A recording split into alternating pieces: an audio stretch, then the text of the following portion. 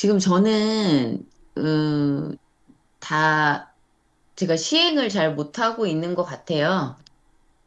음, 네네. 지금 국어 캠프만 했고, 그리고 저는 이제 논술이나 국어는 워낙 하던 과목이었기 때문에, 그리고 뭐 사탐, 역사 이런 정도는 다 하고 있었지만, 제가 고민하는 거는 수학이나 영어 과목이거든요. 그런데 다른 원장님들은 이미 수학과 영어를 가르치시는 분들이고, 국어를 도입하는 거는 제가 볼 때는 그래도, 음, 한국어 쪽이고, 국어나 이런 쪽은 좀 도입이 수월하다고 생각을 하는데요. 영어나 수학 같은 경우는 상당히 사실 쉽지 않거든요. 제가 전공자가 아니기 때문에. 그래서 사실 망설여지는 부분도 많은데 어떻게 해야 되는지 사실 잘 모르겠어요. 네. 그래서 요번에 영어는 제가 생각할 때 음, 좀 제가 영어는 딸을 통해서 책을 읽고 했던 성공적인 부분이 있었기 때문에 제가 요번에 폭풍 리딩을 통해서 조금 도움이 될 것이라고 생각하지만 수학 같은 경우는 어떻게 해야 되는지 좀 암담하거든요. 그래서 그런 부분들을 좀 알려주는 어떤 계기가 있었으면 좋겠다고 생각이 듭니다. 언제쯤 할 수 있는지. 지금 네. 영어학원에서, 국어학원에서 최찬란 원장님 지금 마이크 켜주세요. 최찬란 원장님 국어학원인데 영어 지금 수학 하셨거든요. 그래서 6명 저희가 원격으로 하고 있는데 애들이 처음에는 조금 막 이제 영어 근데 너무너무 잘 지금 잡혀 있다고 우리 선생님이 영어 수학 좀 될 것 같다고 그러는데 최찬란 원장님 국어학원이신데 바로 깜짝 놀랐어요. 수학 어머, 갑자기. 네. 한번 사례 발표 지금 그러니까 과목 뭐는 되고 뭐는 안 되고 다 내 과목은 뭐 다른 과목은 되는 나는 안 돼 막 이런 거거든요. 국어에서 수학 완전 다르죠. 네, 하신 거 좀 사례 좀 얘기 좀 해주세요. 어떻게 하셨는지, 완벽하게 하셨는지, 그냥 하셨는지. 네, 안녕하세요. 저기 광주에서 독해 전문으로 하고 있는 학원에서 기존의 영어, 수학, 기타 과목도 제 나름대로 방식으로 진행을 하고 있었거든요.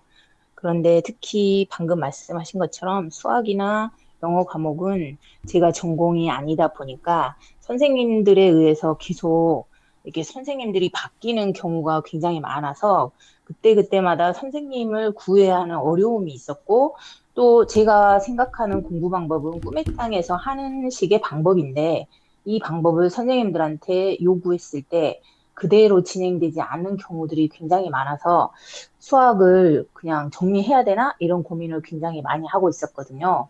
그런데, 꿈의 땅에서 수학 아니, 그 티칭을 도움받을 수 있다는 것을 알고, 제가 이제 수학을 신청한 다음에 공부 방법이 기존에 있던 거하고 조금 비슷한 부분도 있지만 또 새로운 부분도 있어서 이 방법을 아이들에게 조금 더 알려주고 나서 일주일에 주어진 시간에 티칭을 받을 수 있도록 이렇게 해서 지금 진행한 지 2달째 됐고, 그 다음에 그 과정에 이제 중간고사 시험을 한번 치렀거든요. 근데 그 전에 지난 학년에 기말고사를 대비할 때하고 달라진 모습은 뭐냐면, 일단은 문제풀이 양이 많이 줄었어요. 그러니까 그전에는 선생님에 의존하고 또는 문제 푸는 양에 의존을 할 수밖에 없었거든요. 그런데 이번에는 하나의 문제집에 좀 집중을 하고, 교과서하고 하나의 문제집에 집중을 하고, 한 번 문제를 풀 때 최대한, 생각해서 많은 시간을 투자하더라도 풀게 하고, 그 다음에 시험 대비 때는 틀렸던 문제를 다시 반복해서 몇 차례에 걸쳐서, 빠르게 완벽하게 스스로 풀어낼 수 있도록 그렇게 했거든요.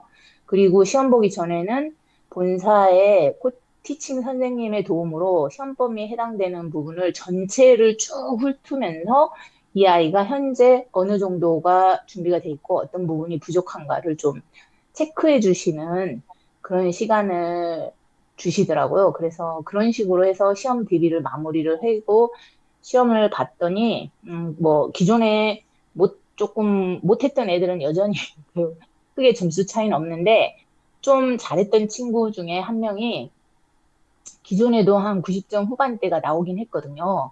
근데 이번에 서술형까지 답은 다 맞았는데 서술형에서 2점이 감점이 돼서 98점이 최종 나왔어요. 근데 이 친구가 시험을 보고 나서 처음에는 서술형까지 다 맞았다고 전화가 왔더라고요. 그래서 그럼 수학 100점이네 했는데 일단 물어봤어요. 지난 기말고사 때도 7점이 나왔었는데 그때하고 점수는 비슷하지만 공부하는 데 있어서 어땠어? 라고 물어봤더니 그때는 문제를 엄청 많이 풀어서 그 점수가 나왔던 거예요. 근데 이번에는 정말 널널했죠. 이렇게 친구가 얘기를 하더라고요. 그러니까 문제를 푸는데 문제 양에 많이 집중하기보다는 하나 문제를 풀 때 최대한 고민하고 스스로 문제를 해결하려고 하고 그것을 이제 줌을 통해서 선생님하고 티칭할 때, 이렇게 뭐 기본 문제, 응용 문제, 심화 문제, 이렇게 해서 단원별로 문제를 풀어보는 걸 아이가 직접 풀이하는 과정을 선생님이 지켜보시고, 그 풀이를 다 한 다음에 어떻게 풀었어? 라고 물어보면서 스스로 그 풀이 과정을 설명하게 하는 그런 시간들이 있거든요. 그래서 이제 기본적인 거는 그렇게 잡아지면서 틀렸던 문제를 다시 풀어보는 이런 시간들 속에 좀 문제 푸는 시간들이나 하나를 정확하게 풀어가는 이런 게 많이 도움이 됐다는 식으로 얘기를 하더라고요. 그래서 일단 이 친구는 계속 이런 식으로 하면은 될 것 같다. 그러니까 수학에 대한 부담감이 많이 줄어든 것 같아요. 문제만 많이 풀어야지 점수가 나온다는 그런 부담이 줄어들었던 계기가 됐던 것 같습니다. 그래서 일단 그런 부분은 좀 긍정적으로 생각하고 있고, 제가 좀 개인적으로 조금 어려움을 느끼는 건 솔직히 말해서 저도 수학을 잘 모르기 때문에 수업 시간마다 아이들이 몰라가지고 저한테 물어볼 때마다 그때 이제 조금 어려운 부분이 있긴 있어요. 근데 이제 저도 그래도 공부를 조금 하면서 또 같은 학년끼리 좀 잘한 친구들에게 설명을 해주기도 하고, 그 다음에 뭐 GPT나 이런 것들 검색해서 풀이법 참고하기도 하고, 단계별로 꿈의 땅에서 알려주신 방법으로 이렇게 여러 가지 적용을 하고 있는 중이거든요. 조금 더 어려운 부분들은 있을 수 있지만은 그런 부분들은 계속 고민 속에서 해결이 될 거라고 생각합니다. 이상입니다. 네, 네, 감사합니다. 네. 그 지금 내가 국어나 이런 거는 영어나 수학은 전문가가 해야 된다는 생각을 하거든요. 지금 이은수 원장님도 계신데 이은수 원장님은 수학학원이에요. 그러니까 영어가 또 어렵다고 생각하는 거고 영어학원은 수학이 어렵다고 생각하는 거고 국어학원은 또 영어 수학 어렵다고 생각하는 건데 이은수 원장님도 수학학원이니까 영어를 플러스 할 때는 원격으로 해주는 거예요. 그게 몰라서 내가 영어는 뭐 방법 알려주고 하면 되지만 뭔가 이 아이한테 돈을 받는데 내가 관리만 해주고 과목에 대한 전문성이 없어 그럴 때는 한 과목 정도는 원격으로 하는 것도 되게 권하는 거예요. 경비가 많이 들어가는 게 아니고 특히 일주일에 2번 하면 이제 지금 저기 원장님들 중에 이제 몇 분은 일주일에 2번씩 하면 12만 원 1인당 들어가거든요. 맞나? 맞나요? 3, 4, 12만 원. 근데 이제, 최철원 원장님 같은 경우는 애들이 거기서 뭐 다른 과목도 많이 하니까 일주일에 수학 30분씩 하죠. 그러면 6만 원이거든요. 30분씩, 하게 되면, 일주일에 한 번 하게 되면. 근데 일주일에 2번 하게 되면 이제 60분 이렇게 해서 원격으로 이제 영수는, 이목수 원장님처럼 영수가 처음에 좀 두려워. 그럼 그 방법을 택하다가 애들이 적응이 돼요. 스스로 많이 해요. 그럼 아까 최찬아 원장님처럼 자기들끼리도 하고 그러면서 이제 그때 서서히 시간을 줄이든가 빼든가 이런 방법도 지금 좀 덜 불안하시는 누군가 전문가가 아이를 관리하고 그 관리하는 리스트랑 밴드 보시면 또 이제 아 이렇게 하는구나 이렇게 좀 느끼실 거예요.